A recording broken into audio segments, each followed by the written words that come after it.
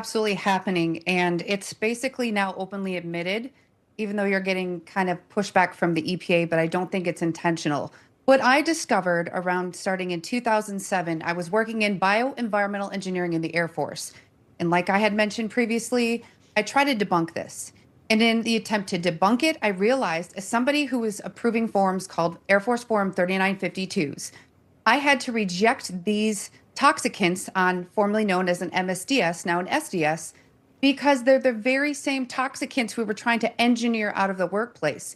So why would we be procuring more? So lots of soil sampling, air sampling. Once I got threatened, I knew I'd found something, and it's very much happening. In fact, when I finished my master's around 2015, it was in one of my environmental textbooks that they were doing it.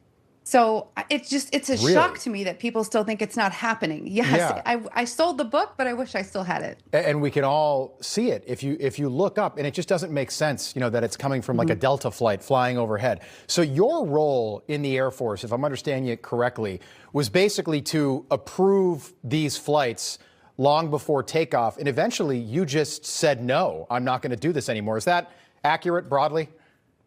Well, it wasn't approving the flights. So when you're using hazardous materials, you have to track them from cradle to grave, use and disposal. So when I was in the Air Force, I'm basically OSHA and EPA, but in the military. So I had to Okay. make sure that we were keeping workers safe. So we had to understand what we were bringing on and how could it affect human and environmental health. Right. People will say to me, they're like, well, we don't think this is happening. If this isn't happening, why have multiple states passed laws banning weather engineering, including Florida, including Texas? Can you explain that? Yeah, that's exactly it. I know a lot of people have taken the angle of because people still don't believe it. Even if you don't believe it, there's people that are trying to take action saying, look at what they're claiming. Because when the government claims that they're going to do something, they're already doing it. And they're trying to say, even if you don't believe it, would you want it to happen? It has these human and environmental impacts. So, yes, and there's a lot of those legislators have reached out to myself and Dan Wigington over the past couple of years. So they Yes. have the information and all the government documents that are on geoengineeringwatch.org. Biggest question, in your opinion, why is this being done? And again, it might not be EPA, could be DARPA, could be War Department, could be private companies, but why are they doing this?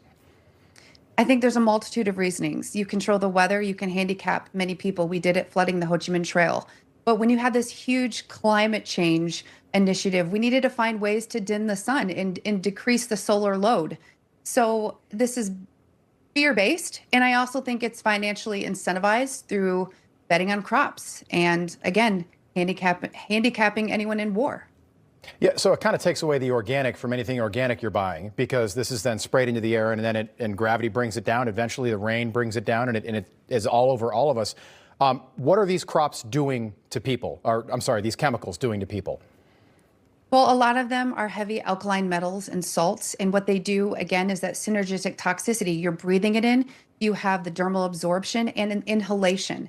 And it does depend on relative humidity and different weather patterns. Like I live in Michigan, so we have all seasons in the same day. So Right. the dissipation rates are faster.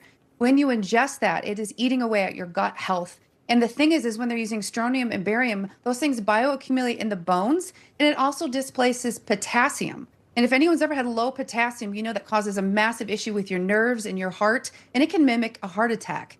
So we're getting massively bombarded because, again, different routes of exposure. And depending on where you live, you can be more exposed already because you have background elements in your drinking water. Jeez, it's so scary. Kristen, we appreciate you.